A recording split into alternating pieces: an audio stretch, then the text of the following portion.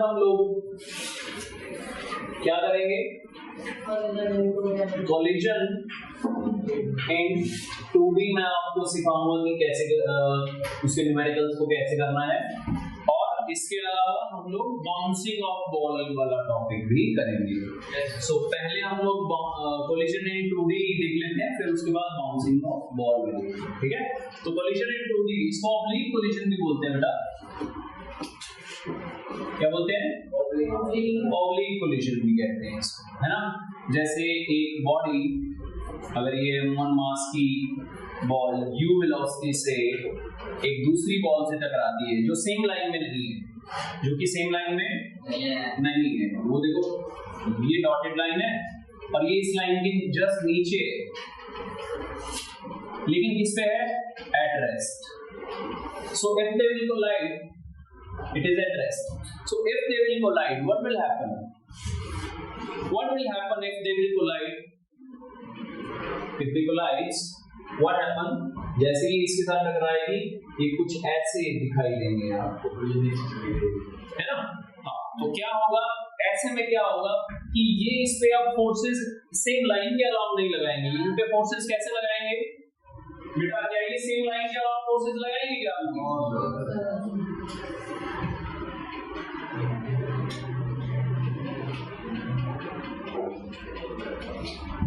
तो फोर्सेस किसके अलाउंग लगेंगे, तो मैं यहाँ ये लाइन ड्रॉ कर लेता हूँ ऐसे, इस लाइन को बोलते हैं कॉमन टेंजेंट, है ना, और इस लाइन को बोलते हैं कॉमन नॉर्मल। ये दोनों का नॉर्मल यही है, टेंजेंट के परपेंडिकुलर नॉर्मल। तो जो इंपल्स लगेंगे, जो फोर्सेस लगेंगे, अब वो किस डायरेक्शन के अलाउंग लगेंगे, वो इस डायरेक्शन के अलाउंग लगेंगे।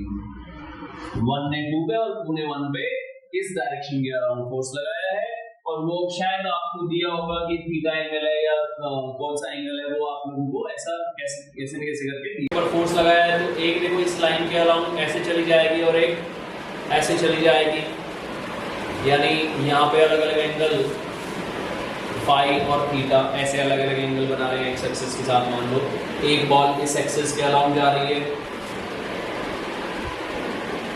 एक बॉल इस एक्सिस के अराउंड जा रही है।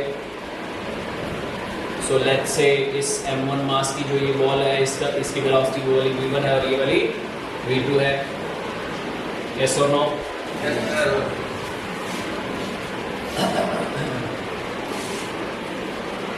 सो अब इसकी कंपोनेंट करके बता दो बेटा, कंपोनेंट कर दो इन वेलोसिटीज के। ये वाली वेलोसिटी का एंगल थीटा, ये वाली वेलोसिटी फाई, ये वेलोसिटी होगी v1 cos phi, v1 cos phi, yes. ये v2 cos theta,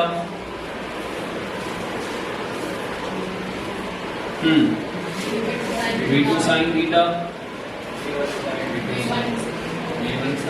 v1 sin phi. चलिए, now we'll have to make the equation conservation of momentum along y-axis and along x-axis। तो कैसे apply करेंगे आप conservation of momentum? So conservation of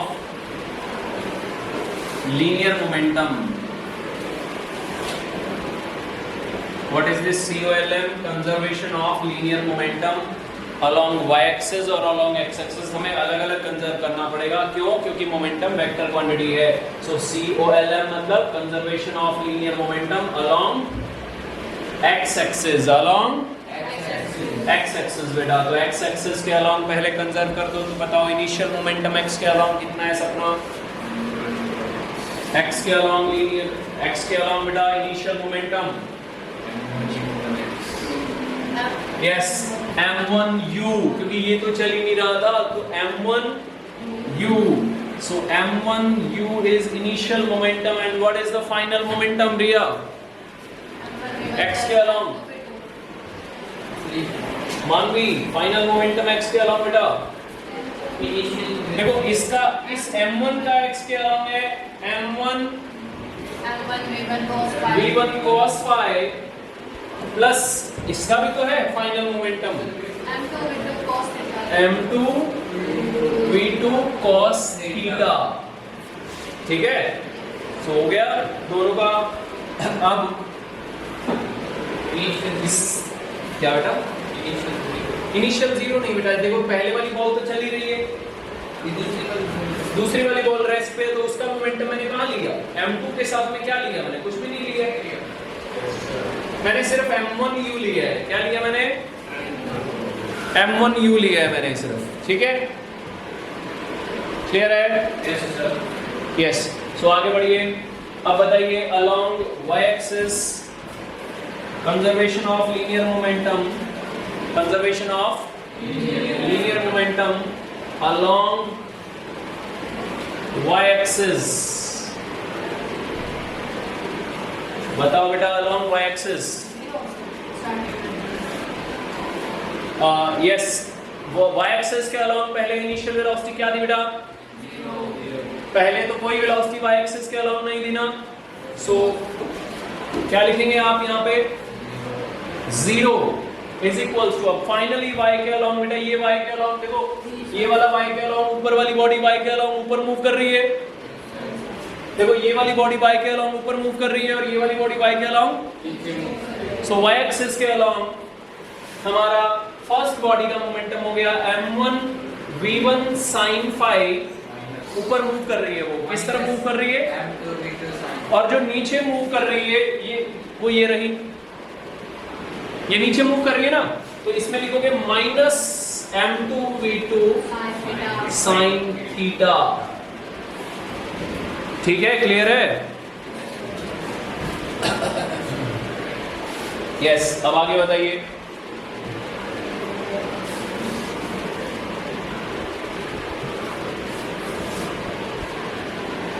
आगे लिखिए, कैसे लिखेंगे इसको?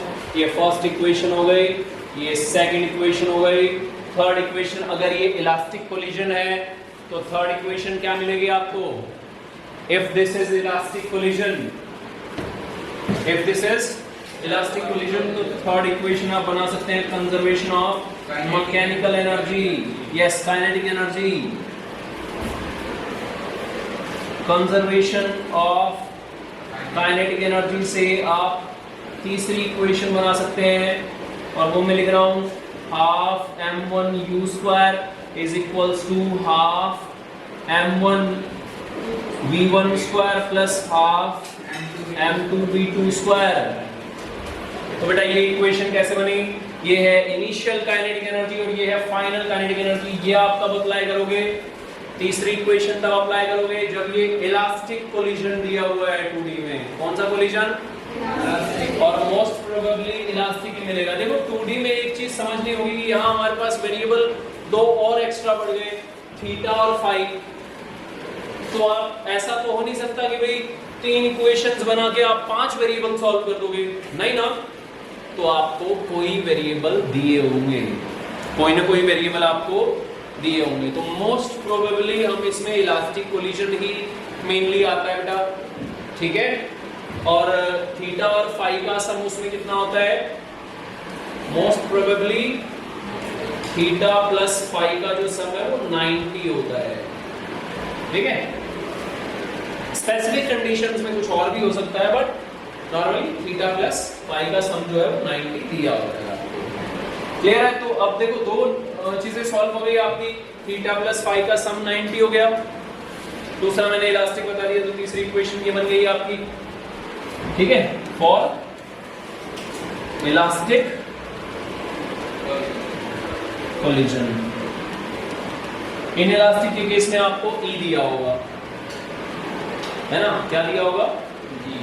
तो यहां से आप तीनों इक्वेशन सॉल्व करके वेरिएबल्स निकाल सकते हो। वेरिएबल है आपके v1 v2 थीटा और फाई। थीटा और फाई का रिलेशन आ गया तो एक इक्वेशन ये बन गई, 4 इक्वेशंस बन गई, 1 2 3 4, 1 2 3 और 4, ठीक है। 4 वेरिएबल्स सॉल्व हो जाएंगे। कौन कौन से वेरिएबल्स हैं? वेरिएबल्स कौन से हैं? v1 है, v2 है, थीटा और फाई। नहीं, m1 m2 बेटा वेरिएबल्स नहीं है, m1 m2 तो नॉन है, तो पता है हमें, पता होते हैं ना मास। तो वेरिएबल्स तो फाइनल वेलोसिटीज हैं और थीटा और फाई है, तो 4 इक्वेशंस बना के 4 वेरिएबल सॉल्व हो जाएंगे.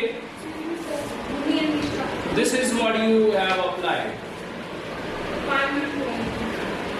This is what you have applied.